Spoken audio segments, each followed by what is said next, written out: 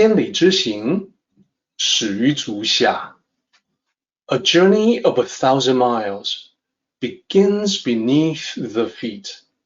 We now gather in the Tao to travel the journey together. Welcome to Tao Talks with Derek Lin, where we take a deep dive into the Tao Te Ching by Lao Tzu. As always, I want to extend my welcome to you.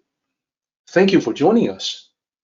I would like to invite you to center your thoughts and direct your attention to this moment in time, to the here and now, to be fully present and mindfully aware as we are ready ourselves for this sacred process in the Tao with one another.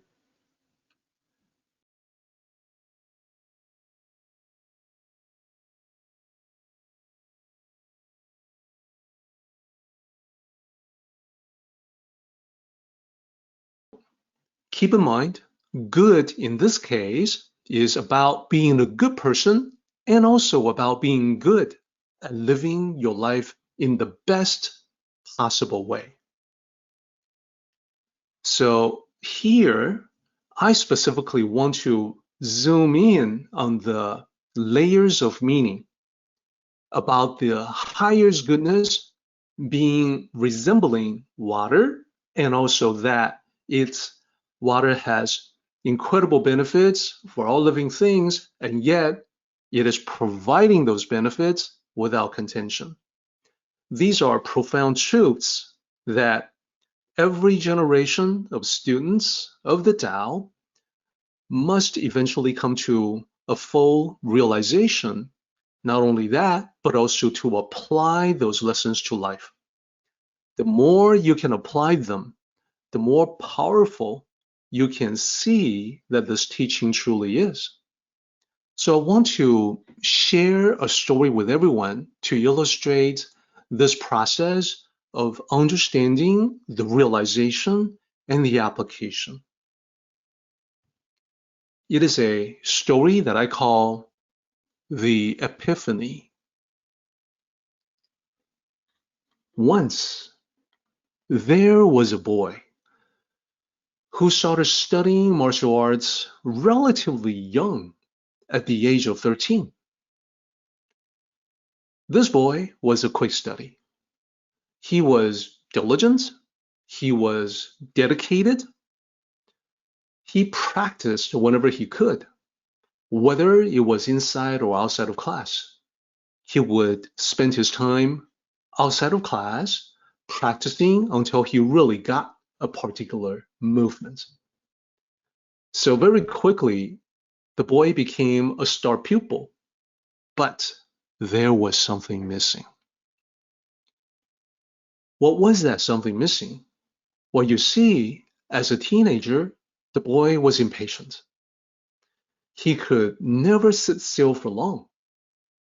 His master tried to temper his excessive energy by teaching him the importance of gentleness and fluidity. The boy tried to listen, but his eagerness got the better of him. He could not quite comprehend what gentleness had to do with winning a fight. It didn't make any sense to him that while you are punching and kicking, what does all that have to do with relaxing or being gentle? His master explained that it was important to calm his mind, not focus on himself, but in a contest, follow his opponent's movements. Essentially, the master was trying to get the boy to practice the art of detachment. The master was thoroughly expert in the Tao philosophy and tried to impart some of that understanding to all of his disciples. He wanted the boy to respond intuitively to an opponent and not get caught up in his own strategy obsessively calculating his own punches and moves. Now, the boy was smart, but his intelligence worked against him in this case. He got in his own way. He was like trapped in his own cleverness. The master knew this would be the case because this was something that Taoist philosophy warned about emphatically. So the master told the boy to conserve his energy. The master said, you have to go with the natural flow of things. Never assert yourself against nature, he said. Never be in frontal opposition to any problem. You can control it better by swinging with it. And finally, seeing that the boy still did not understand, the master said, I want you to not practice this week. Don't practice this week. Go home and think about what I've said. So this was upsetting to the boy. Don't practice for a whole week? That was like telling the boy to not breathe for a week. He was banished from class. So he, nevertheless, continued to practice on his own. He meditated and struggled. He tried to understand what his teacher was trying to tell him. He got nowhere on his own. Frustrated and with a lot of pent-up energy, he decided one day to take a small boat out onto the harbor. He stopped rowing after a while and just lay in the boat, letting the waves rock him back and forth. And he began to replay in his mind the conversation that he had with his master. His master urged him to think in a particular way. And he could not figure out what he was doing wrong. Why could he not understand what the master was saying? It didn't make any sense. He became frustrated. His fury, his temper spiked. He leaned over the boat and punched the water several times with his fist. After he did that, a thought occurred to him. He stopped punching the water and he looked down at his wet hands. He reflected, did this water just now illustrate the principle to me? I mean, I struck it with all my might, but it did not suffer. I struck it with all my might, but it was not wounded. I tried to grasp a handful of the water, but it was impossible. It slipped away. Water, the softest substance in the world, it could be contained in the smallest jar, but it only seemed weak. In reality, it could penetrate the hardest substances in the world. Then he realized this was it. He thought to himself, I want to be like the nature of water. Further reflection brought to him the image of the moon at night reflected on the surface of the water. If he struck the water with his fist, the reflection of the moon would scatter on impact. But after a moment, the water would settle and the reflection of the moon would return, exactly the same as it was before. This was the beginning of the young man's long and close relationship with water, an element that is soft yet strong, natural yet able to be directed, detached yet powerful, and above all, essential to life. Many years later, as a world-famous martial artist, he would write about this moment in the harbor. To him, it was one of the most pivotal and formative moments of his life.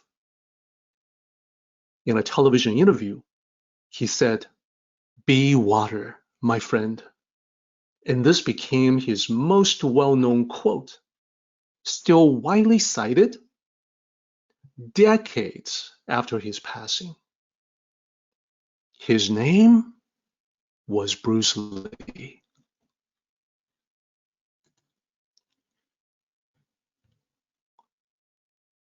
This is a true story, and Bruce Lee's realization about the virtues of water is something that we can dig into a little bit. First, his realization was that water is never contentious. The Tao teaching of non-contention. In the boat, he discovered that this was a primary virtue, a non-contentious nature, so that you can attack water all you want, but it never fights back, nor will it try to get back at you later on. 2. Water is the ultimate in humility. The young boy realized that water is part of nature. It has no human emotions.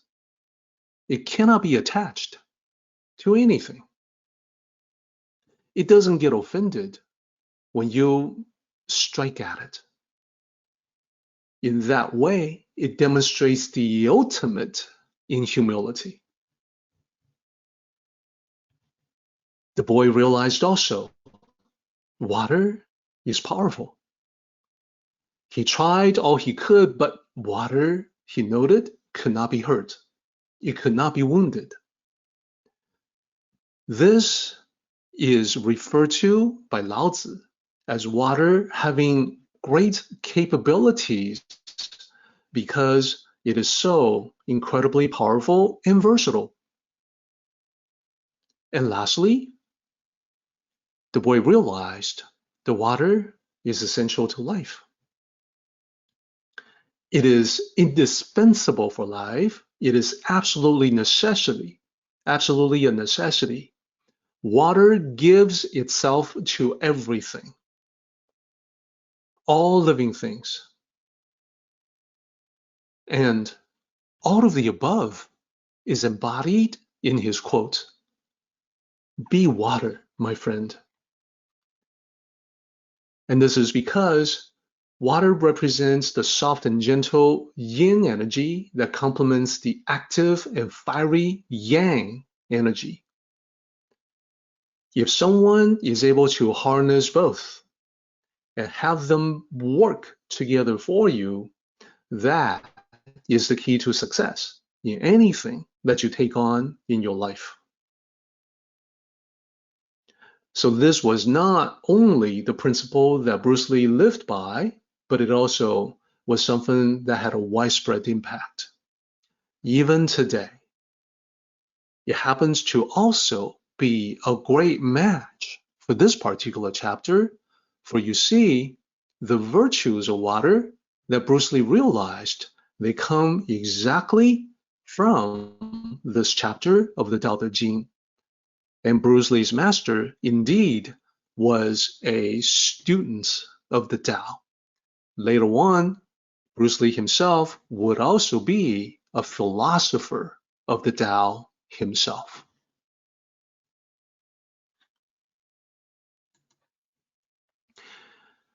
I want to use these two simple words, be water, as our summary. As you saw in the Tao Te Ching, water benefits the myriad things. Therefore, to be like water, you must also be a force for good. You want to be the one that people can depend on, especially in the clinch. You want to be the one to bring a smile to others. You want to be a good, positive factor within a group. Number two, like water, you want to be non-contentious. Water doesn't contend against anything or anyone. In a similar way, you want to be the one to not only sidestep conflict, but also be the one to resolve disputes. You want to be the peacemaker, the one to bring harmony to the group. So combine this with the section above. You want to be the one that people can depend on. Yes, you want them to be able to depend on you, rely on you to bring the harmony, to be the peacemaker. Number three, perhaps most importantly, be humble. This means being the one who listens, to be receptive, to be somebody that others can talk to. Those who are arrogant, they don't really want to listen. They listen just to themselves. They are impatient when other people are talking.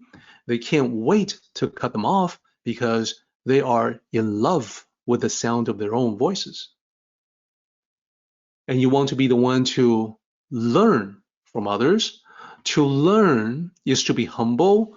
To be humble is to gain in wisdom and knowledge. That is what makes it a powerful path to follow in life.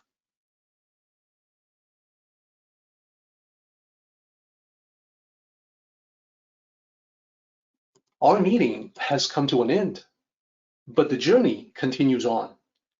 Until next time, may the Tao fill you with peace and happiness.